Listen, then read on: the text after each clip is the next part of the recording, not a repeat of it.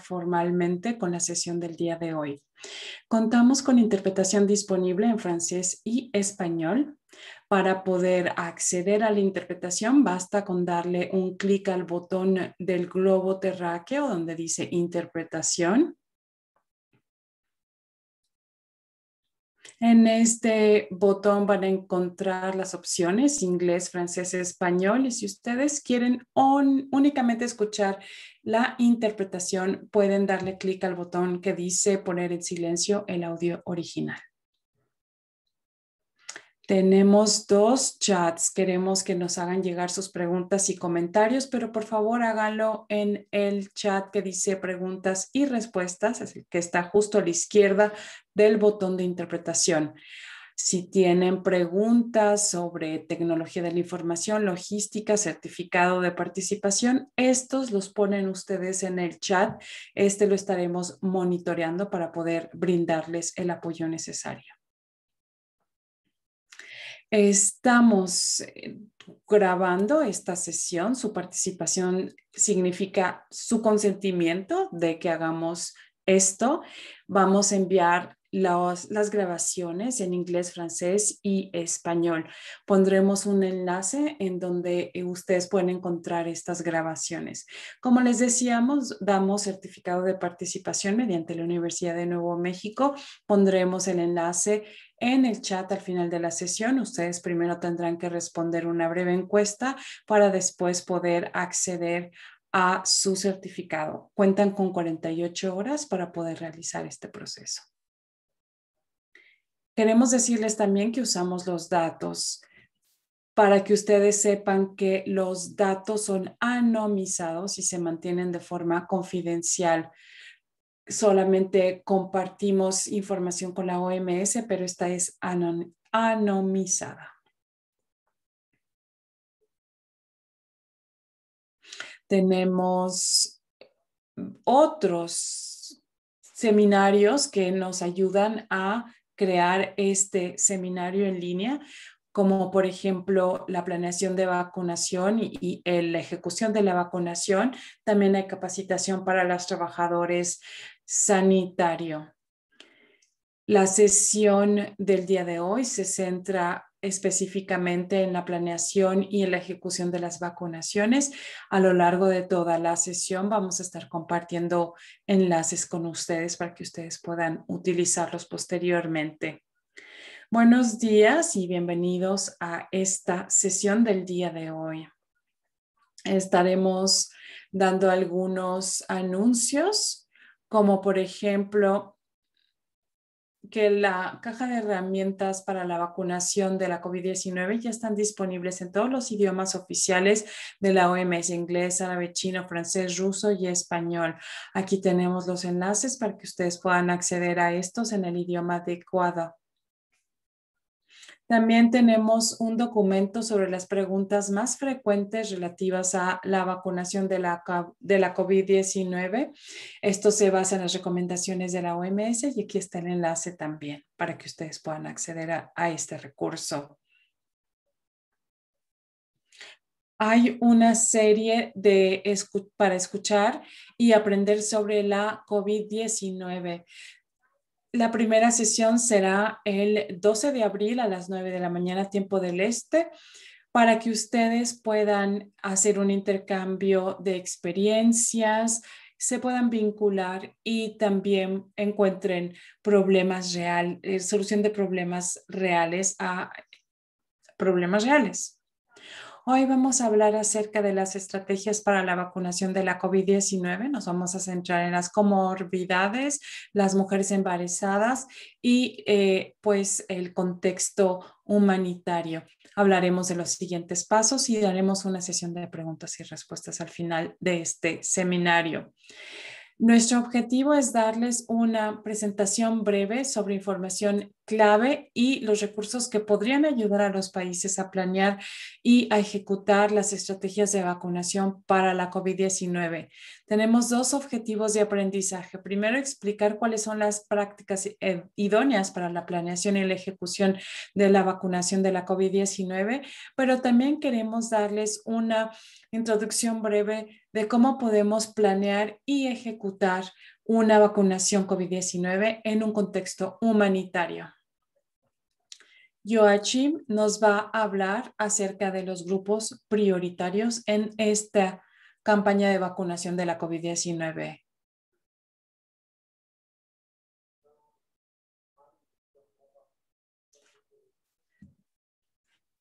Soy secretario de la OMS y vamos a ver acerca de las vacunas y hablaremos de los grupos prioritarios.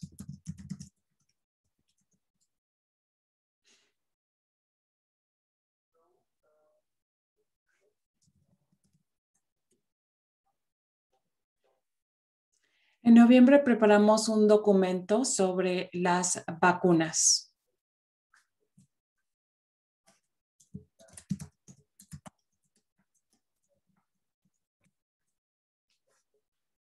Una disculpa, pero se escucha bastante mal la persona como para poder interpretar lo que dice. Así que bueno, les voy a leer la diapositiva en inglés, del inglés al español, porque es imposible poder escuchar a esta persona. Son los grupos prioritarios, son los trabajadores sanitarios, son los adultos mayores, son las personas con comorbidades, también los grupos sociodemográficos, los trabajadores sanitarios que están participando en la inmunización.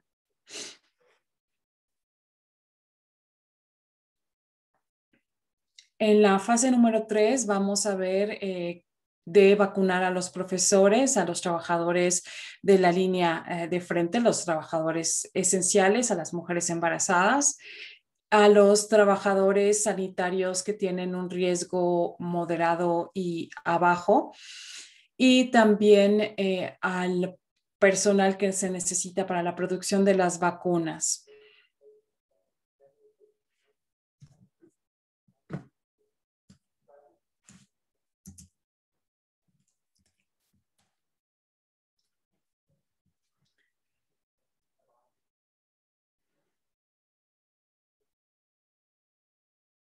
No, lo siento mucho, no se le escucha el señor. Hay mucho eco, es imposible interpretar de esta forma.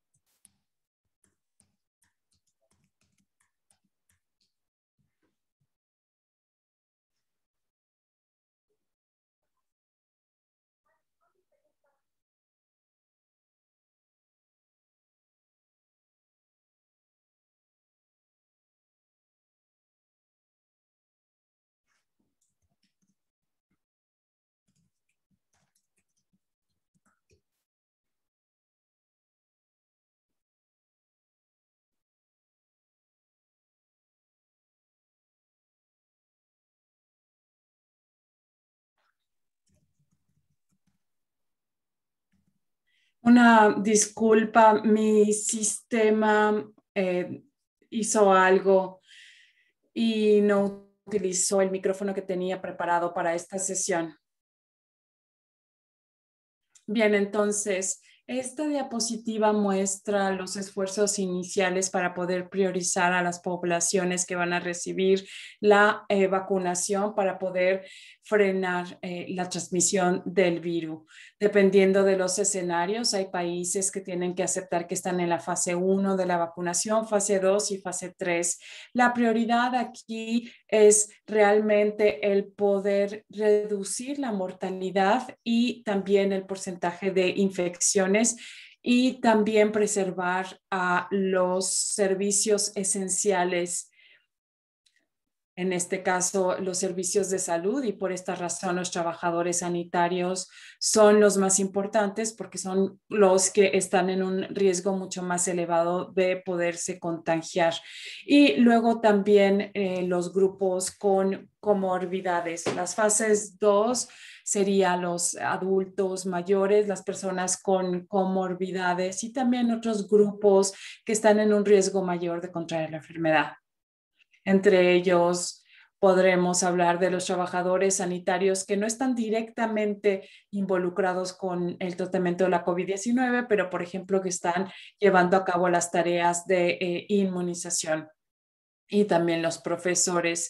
Así que esta es una hoja de ruta que nos puede permitir ver cómo es que vamos a hacer llegar las vacunas a la mayor parte de las personas.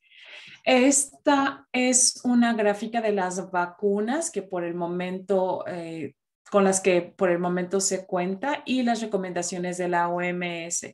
Tenemos 2 vacunas tipo mRNA y 2 vacunas tipo vector.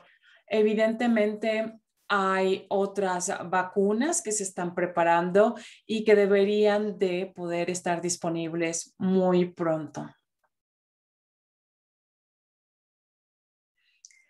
Cada vacuna tiene su recomendación, por supuesto, pero en lo que respecta a la población diana u objetivo, etcétera, las recomendaciones son similares. Y también agrupamos las poblaciones con que nos de los aquellas poblaciones con las que contamos datos que son bastante sólidos y pruebas de que son bastante seguras las vacunas, pero por supuesto tenemos que seguir emitiendo recomendaciones, por ejemplo, de vacunas y las mujeres embarazadas, vacunas y lactancia, etcétera.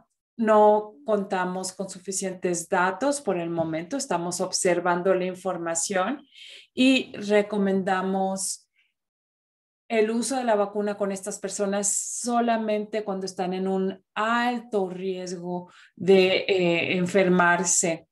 Las personas con comorbidades fueron incluidas en los ensayos clínicos. No se puede hacer un análisis detallado de las comorbidades. Se hizo un grupo mucho más general. Y ahora contamos con más información de todos los estudios de observación, así que esto es lo que está avanzando y es bastante importante. Hay diferencias entre cada una de las vacunas en lo que respecta a los requisitos para su almacenamiento y también el tipo de dosis que se aplica. En esta diapositiva no puse una advertencia.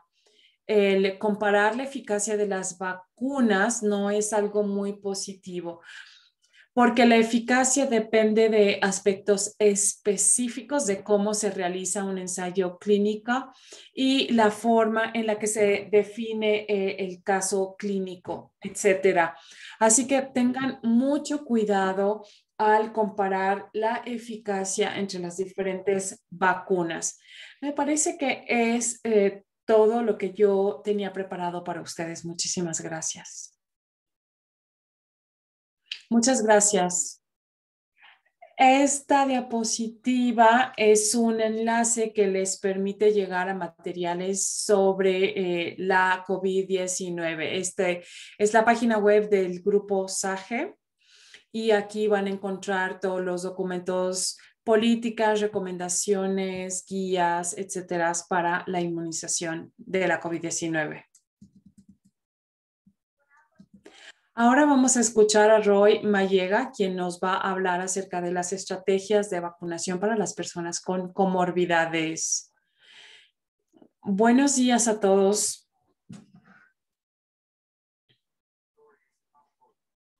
Voy a compartirles el enfoque que estamos utilizando en Uganda. Yo soy miembro del grupo técnico de inmunización nacional de Uganda.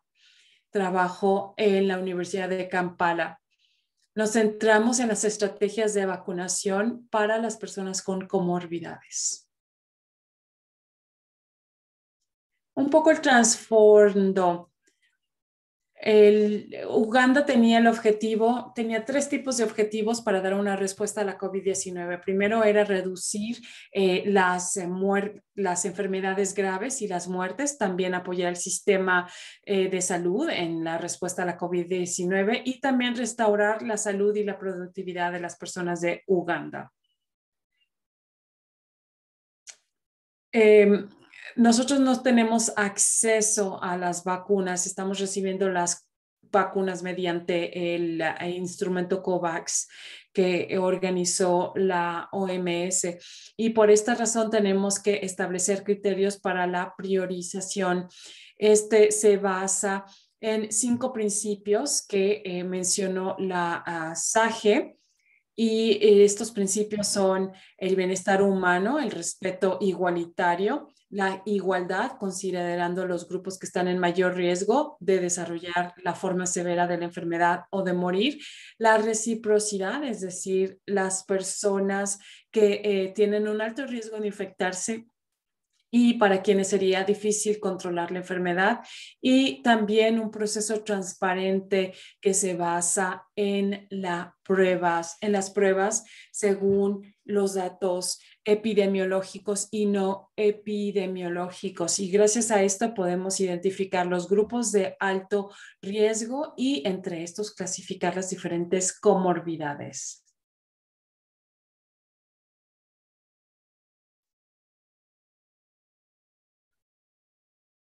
Logramos obtener datos de una muestra de 7,233 casos positivos de COVID-19 de la base de datos de Uganda. Obtuvimos esta información de la Oficina de Estadística de Uganda y analizamos estos datos y estos son los resultados.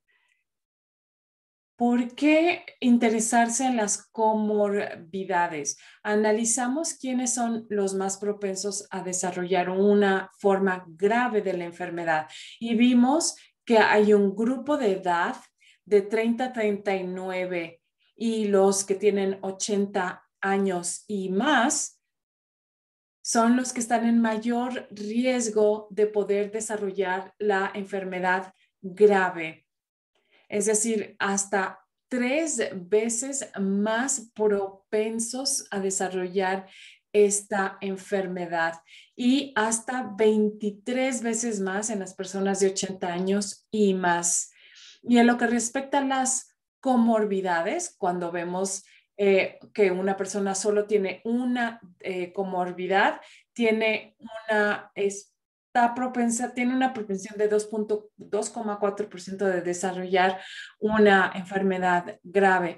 Pero las personas que tienen más de una comorbidad, bueno, pues aumenta el riesgo de desarrollar la forma severa de la enfermedad. Para responder a la pregunta, ¿quién podría morir o quién sería más propenso a morir de la COVID-19? Vemos que los grupos de 50, 59 y por encima son los más propensos a poder morir de esta enfermedad. 6 veces más para el grupo de 50 a 59, hasta 52 veces más para el grupo de edad de 80 años y más. Cuando vemos las comorbidades, vemos que si tenemos una comorbidad, somos 2 veces más propensos a morir de esta enfermedad, pero si tenemos más de una comorbidad, tenemos una propensión de más del 32%.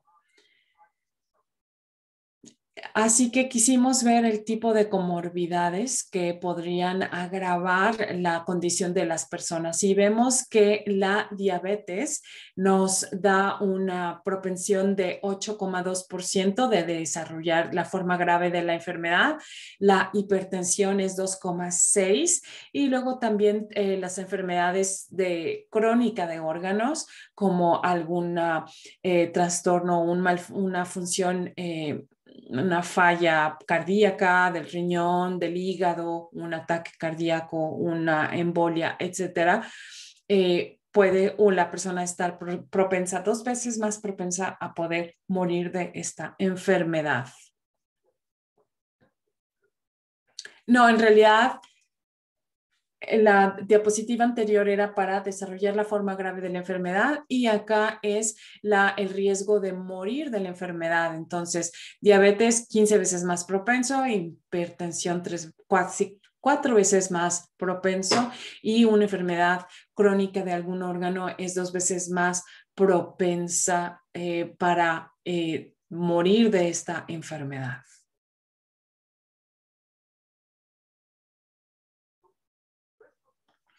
Gracias a esta información epidemiológica pudimos identificar la categoría 1B del grupo de prioritario de Uganda, es decir, todas las personas mayores de 60 años y a veces en pequeños grupos todas las personas por encima de los 50 años. Y lo más importante es 1B-2, las personas de todas las edades con una comorbidad definida como de alto riesgo.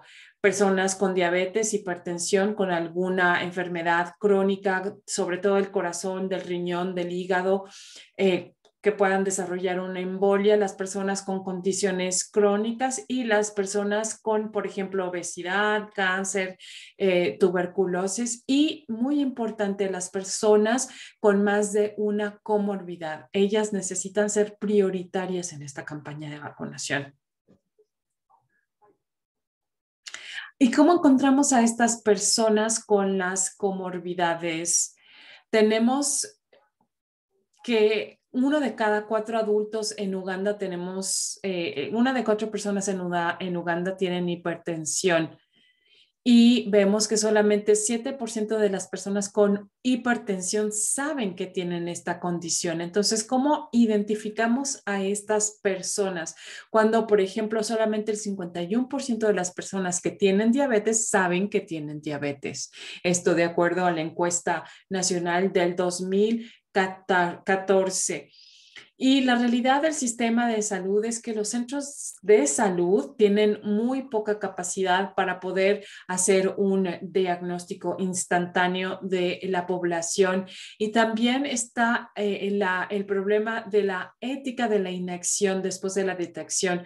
Si no tenemos la capacidad para gestionar un aumento de los individuos que identificamos tener hipertensión o diabetes, etcétera, vamos a tener este problema de no poder gestionar las enfermedades, no contar con los medicamentos básicos necesarios, etcétera.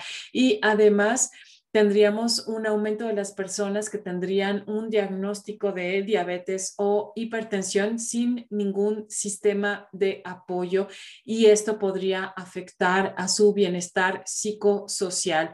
Así que llegamos a la siguiente recomendación, que los grupos prioritarios son las personas que conocen su condición y por ende pueden manejar su situación. Las personas que acaban de ser diagnosticadas con cualquier tipo de estas condiciones, ya las que ya mencionamos, si tienen algún problema del corazón, del riñón, del hígado, etcétera, o personas a quien ya el trabajador sanitario le dijo que ya tenía estas condiciones. Estas son las personas prioritarias. Y también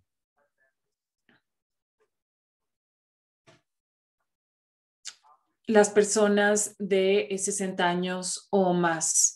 Necesitamos a los medios de comunicación para que estos insten a las personas a ir a los centros de salud para que entonces ellos puedan entender por qué son prioritarios. Los centros de salud también deben de identificar a los pacientes de cuidados crónicos en sus expedientes, en sus clínicas y ponerse en contacto con ellos a través de las clínicas comunitarias, también de los trabajadores sanitarios comunitarios. Y además tenemos que luchar en contra de esta indecisión de las personas o la renuencia de las personas para vacunarse. Estas son las recomendaciones técnicas basadas en pruebas y con base en los datos de la base de datos de la COVID-19 en Uganda, y esta explica cómo es que nosotros vamos a elegir a los grupos prioritarios y cómo es que vamos a ponernos en contacto con estas personas para poder vacunarlas primero a ellas. Ahora le cederemos la palabra a Titi López, quien nos hablará acerca de las estrategias de vacunación para las mujeres eh, embarazadas. Se te escucha muy bajo, Titi López. ¿Puedes hacer algo al respecto?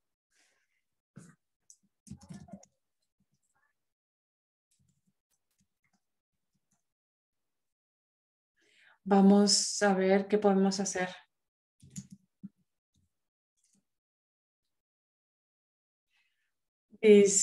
Bueno, una disculpa también por los problemas técnicos. Mi computadora no quiso funcionar el día de hoy. Estoy usando la computadora de alguien más. Me llamo Titi López Oduyevo. Trabajo para los Centros de Prevención y Control de las Enfermedades en los Estados Unidos. También trabajo en la respuesta de la COVID-19 y trabajamos en comités sobre las prácticas de vacunación. Nosotros emitimos recomendaciones y publicamos guías sobre la situación de la COVID-19 en los Estados Unidos. Hoy voy a hablarles sobre las estrategias de vacunación para las mujeres embarazadas en los Estados Unidos.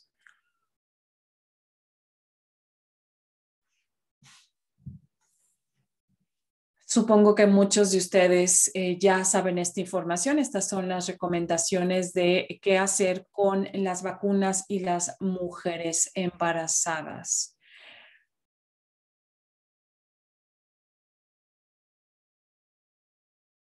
Sabemos que las mujeres embarazadas pueden desarrollar, por ejemplo, fiebre y tos. Y esta es una revisión que hizo un grupo y participamos en este ensayo.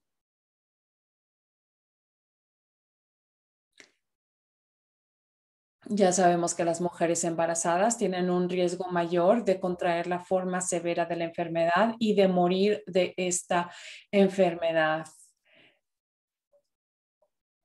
Las complicaciones, por ejemplo, asociadas con el embarazo y la COVID-19 es que pues, las mujeres embarazadas podrían terminar en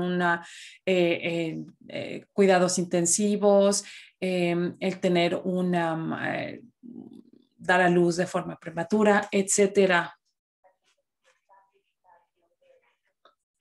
Estos son los datos de seguridad sobre la COVID-19 y las mujeres embarazadas.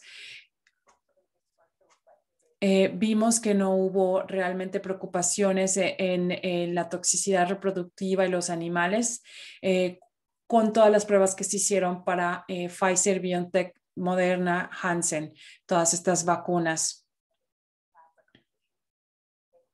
En el ensayo de Pfizer, Moderna y Janssen no se incluyeron personas embarazadas, así que no se cuentan con un perfil de seguridad para estas vacunas.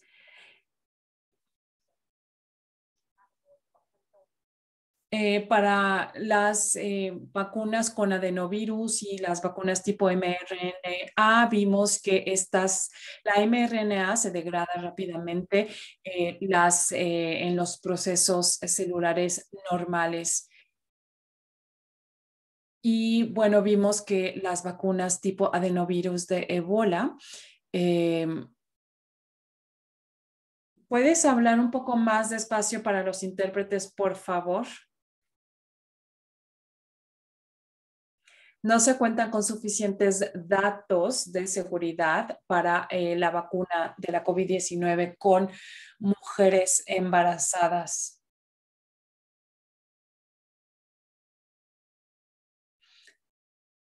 Sabemos que muchas de las personas que participaron en los ensayos se embarazaron y obviamente no se detectó ninguna preocupación de seguridad, pero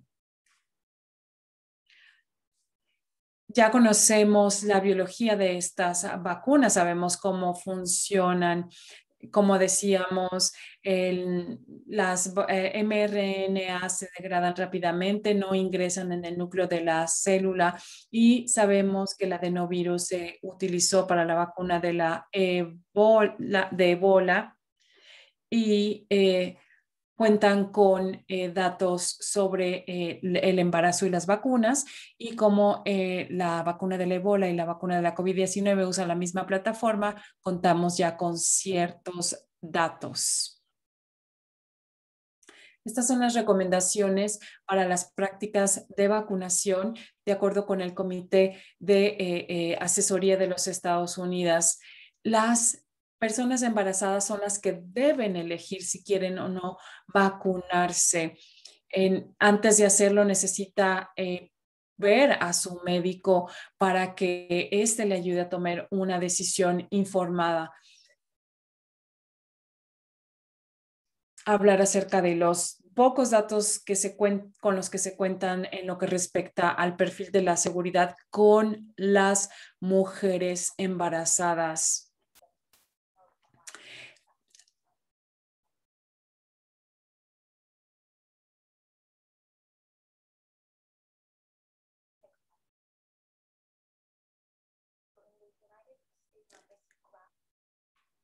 Esta es una gráfica que muestra el acceso a las vacunas en los Estados Unidos para las mujeres embarazadas. Tenemos en azul todos los estados en donde ya está permitido que se le dé la vacuna a las mujeres embarazadas. El acceso condicional para las mujeres embarazadas requiere al menos dos condiciones médicas elegibles para las personas para que éstas puedan acceder a las vacunas de la COVID-19, esto en el estado de Massachusetts y en Nueva Hampshire. Las vacunas están disponibles para las mujeres embarazadas si el doctor considera que es necesario que esta mujer se vacune. Esto es algo que aplica en el estado de Connecticut. Entonces, en azul, las mujeres embarazadas tienen acceso a las vacunas y se vacunan como grupo prioritario, ya que se considera un riesgo el estar embarazada y el contraer la enfermedad.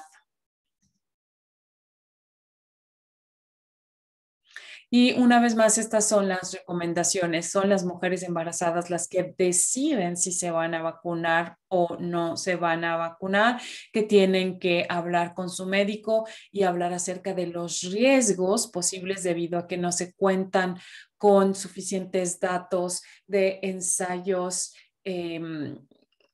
clínicos con mujeres embarazadas. También tenemos que evaluar el riesgo individual dependiendo de la exposición de estas mujeres embarazadas a el virus. Eh, También tenemos que hablar acerca de los riesgos que podría suponer el tener la COVID-19 con el feto. También hablar de la eficacia de las vacunas, el conocer los efectos secundarios de las vacunas y también el poder hablar acerca de la falta de datos sobre qué sucede con las mujeres embarazadas y las vacunas. Aunque ahora ya estamos contando con datos que demuestran que los efectos secundarios son muy similares con las mujeres embarazadas. Y es por esta razón que son las mujeres embarazadas las que deben de tomar la decisión de si quieren o no quieren vacunarse.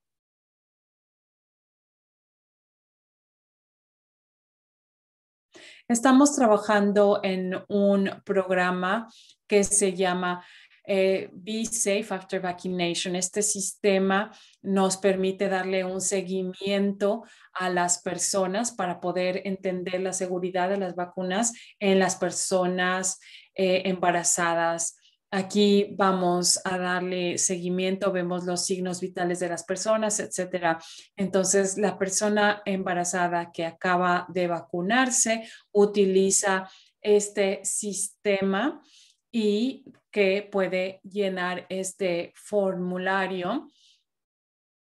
Y BeSafe hace un seguimiento telefónico con cada vez que se detecta un evento de importancia clínica. Es decir, que estas personas van a estar recibiendo mensajes de texto después de la vacunación, cada semana, 6 meses y 12 meses después.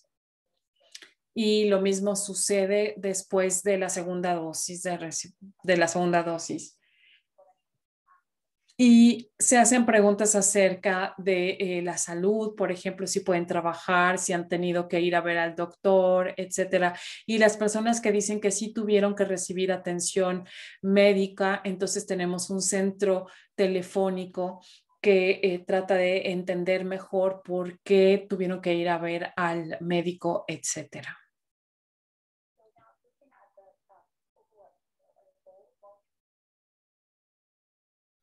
Contamos con personas que ya están participando y utilizando Be Safe. Tenemos un total de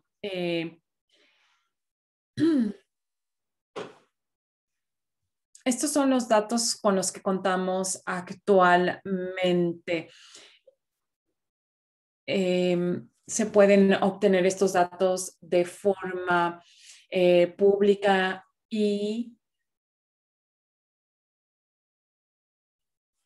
y vemos aquí que en BeSafe tenemos un reporte de embarazos. Por ejemplo, para todas las vacunas son un total de 30,494 personas y para Pfizer son 16,000 y para Moderna son 14,000, más de 14,000. Pero estas cifras se están actualizando. Por ejemplo, al día de el 29 de marzo del 2021 contábamos con 69,000 personas, ya no 30,000 personas.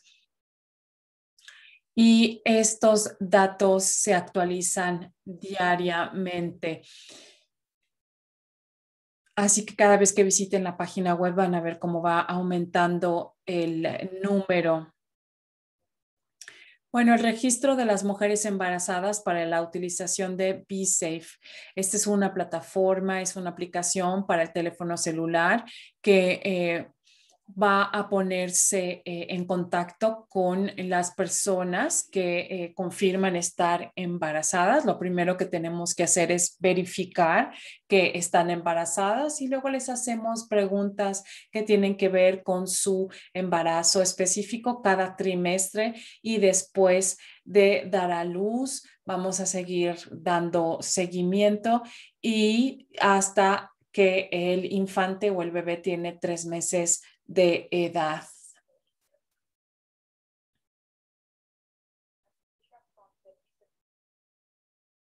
Estos son los datos del registro de embarazos en BeSafe. Eh, en febrero teníamos 1,815 personas participando en BeSafe. El 29 de marzo teníamos casi 4,000 personas y si hoy se meten a la página web van a ver que ya estamos en los 4,000.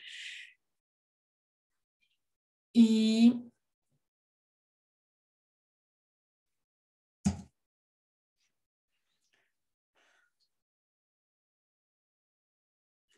hasta la fecha de los 275 embarazos completados, la mayoría fueron, pues dieron a luz, el bebé está vivo, etcétera.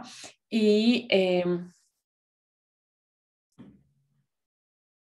no tenemos resultados neonatales o de embarazo.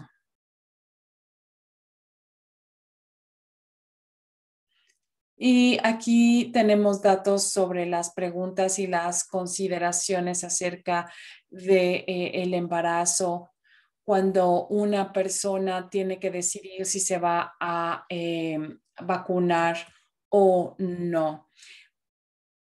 Y hay preguntas en torno a la protección también del bebé, porque pues se está amamantando al bebé, etcétera. Si comparamos los datos de las personas embarazadas y las personas no embarazadas, los efectos secundarios son similares.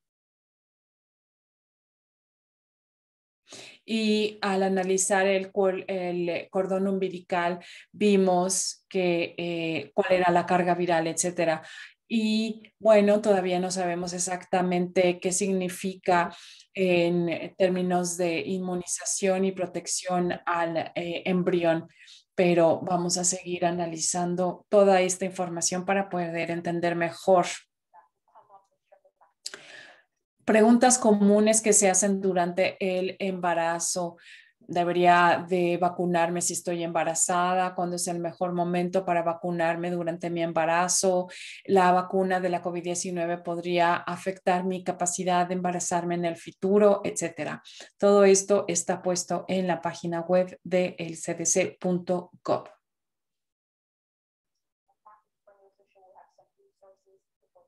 Y también tenemos recursos para los trabajadores sanitarios, para los grupos de vacunación, etcétera, para poder obtener información.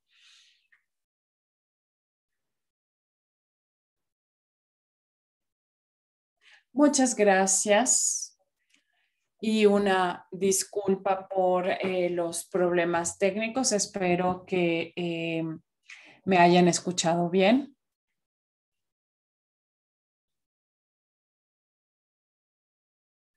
Estoy viendo que están haciendo una pregunta acerca de cómo se puede poner en silencio el audio original. Se van al globo terráqueo y ahí se van a la parte que dice silenciar el audio original. Recuerden que nos están llegando preguntas por el chat de preguntas y respuestas y le pido por favor a los ponentes que estén revisando el chat para que puedan responder a las preguntas de la que van llegando. Eva, tienes la palabra. Hola a todos, me llamo Eva. Alejandro también va a estar participando en esta presentación. Él es de la OMS.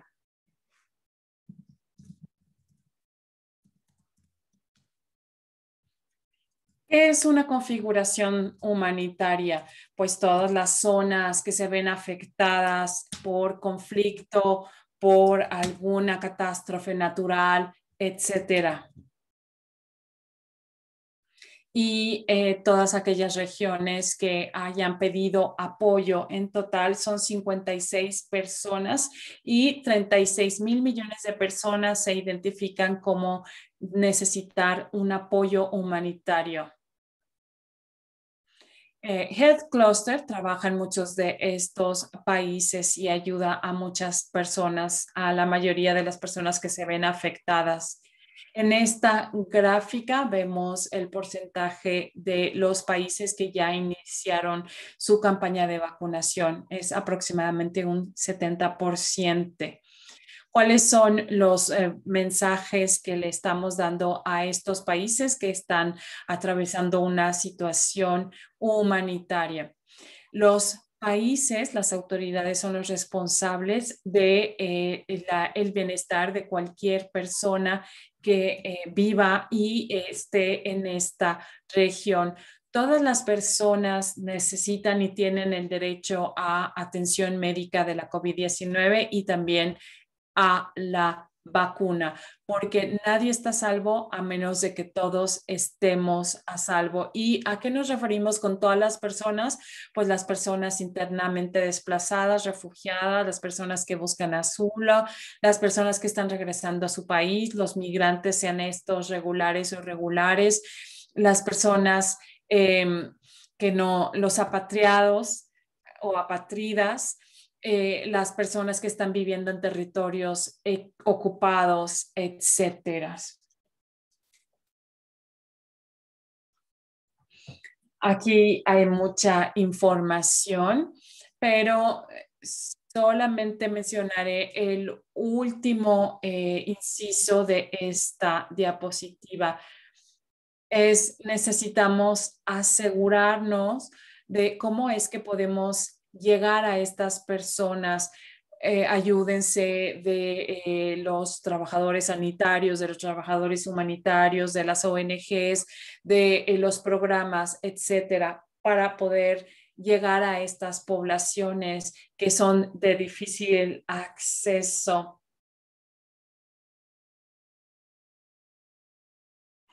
Y también entender las necesidades de estas personas y cómo estamos haciendo nuestra vigilancia, estamos seguros de que estamos siendo igualitarios en la distribución de la vacuna y cómo identificamos eventos adversos en estas personas que son marginadas.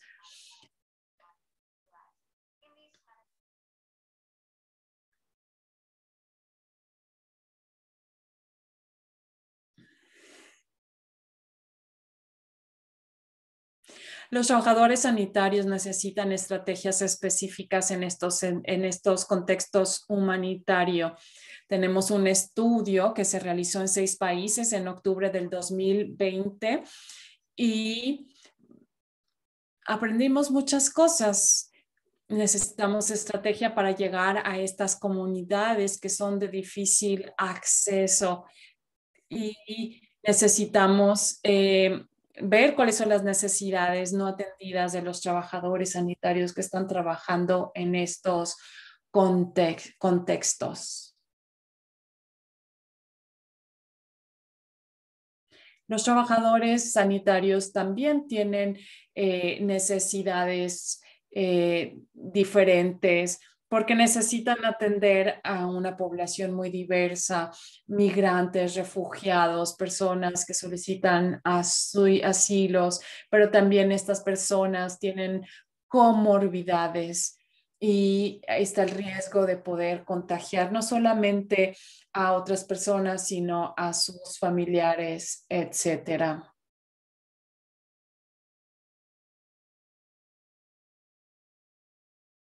Así que necesitamos identificar a quiénes vamos a ayudar y cómo vamos a llegar a estas personas. Necesitamos ser bastante ágiles en nuestra campaña de vacunación, ya que, bueno, las vacunas expiran bastante rápido. Hay unas que van a expirar en junio, julio. Y también hay renuencia ante las vacunas por parte de los trabajadores sanitarios y también de la población porque creen que la vacuna es peligrosa o que la COVID-19 no es una amenaza tan grande. Y es por eso que necesitamos contar con documentos, necesitamos contar con prueba o con un comprobante de residencia. También cómo llegamos a zonas no seguras, porque sabemos que hay zonas en donde hay conflictos armados.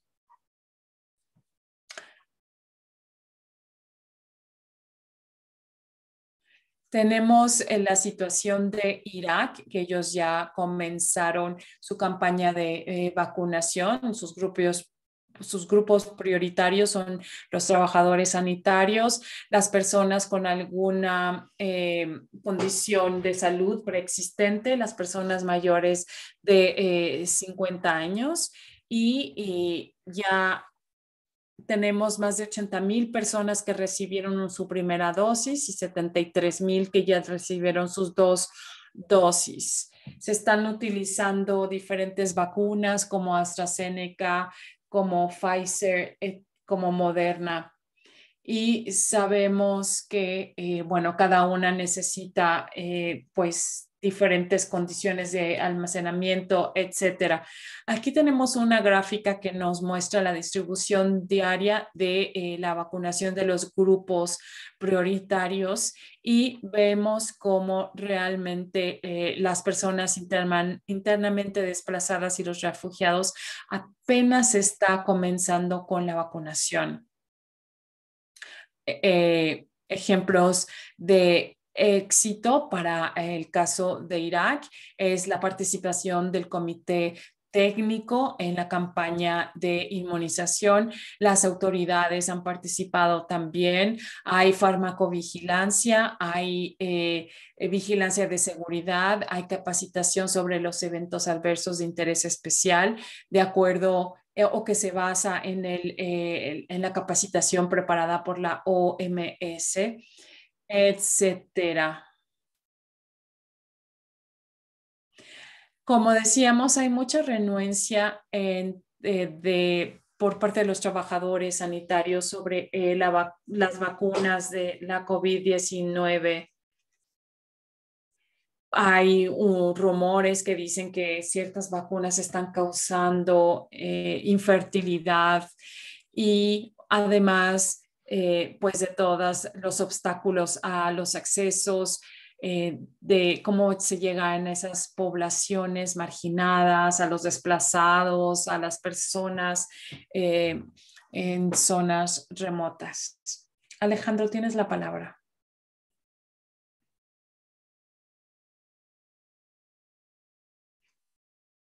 Hola, soy Alejandro Costa, trabajo en la OMS y soy el punto de contacto para este mecanismo llamado el, la zona de amortización humanitaria o zona tampón humanitaria.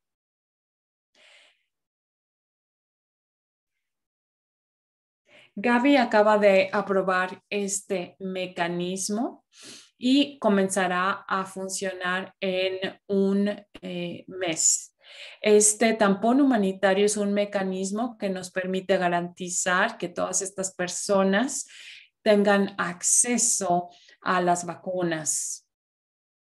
El mecanismo es parte del instrumento COVAX y representa aproximadamente el 5% del volumen de las vacunas que se administra mediante el instrumento COVAX, ya sea porque son parte de los países Gavi o son parte de los países COVAX. Este mecanismo es lo llamamos como el último recurso, es decir, cuando un gobierno no puede incluir a toda la población de su territorio por cualquiera de las razones, porque están en una porque están en crisis humanitaria, porque tienen alguna situación, alguna catástrofe, algún conflicto armado, etcétera, guerra civil o poblaciones desplazadas, etcétera. Y por eso es que los gobiernos no pueden hacerse cargo de todas las personas que viven en su país. Y cuando es el caso, entonces ellos pueden pedir el apoyo de este tampón humanitario y que se dará como suplemento a la proporción de vacunas ya acordadas. Y es bastante fácil ejecutar este programa.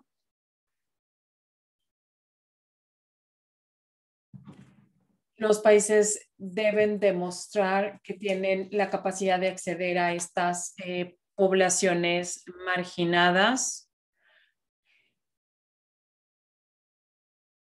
Bien, me parece que esta diapositiva dejó bastante claro el mecanismo. Sin embargo, en la sesión de preguntas y respuestas, con gusto responderé a sus preguntas. La idea de este mecanismo es el poder ayudar a todas las personas en riesgo y es por eso que hemos establecido un comité quien tomará las decisiones, establecer los criterios y los principios para distribuir y entregar estas vacunas.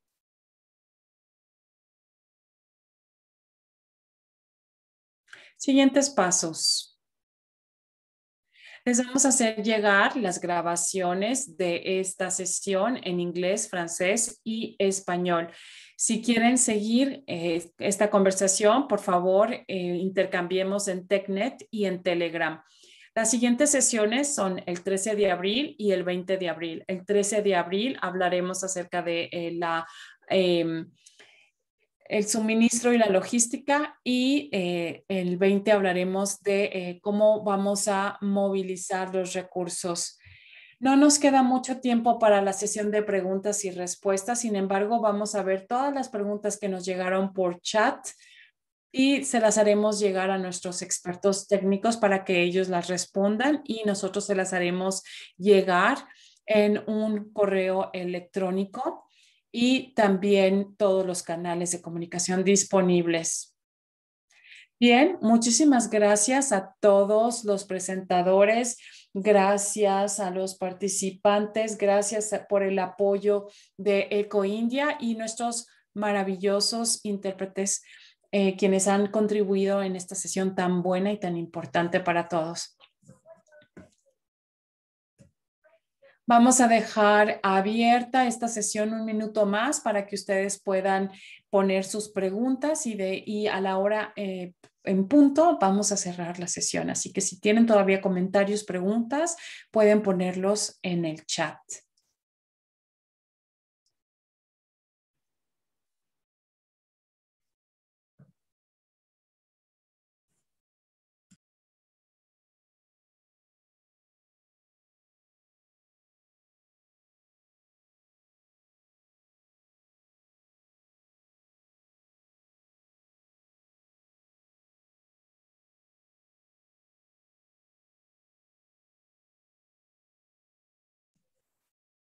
Vamos a cerrar la llamada del día de hoy. Muchas gracias a todos los que participaron en esta sesión. Me parece que esta sesión fue bastante informativa. Nos vemos la siguiente semana.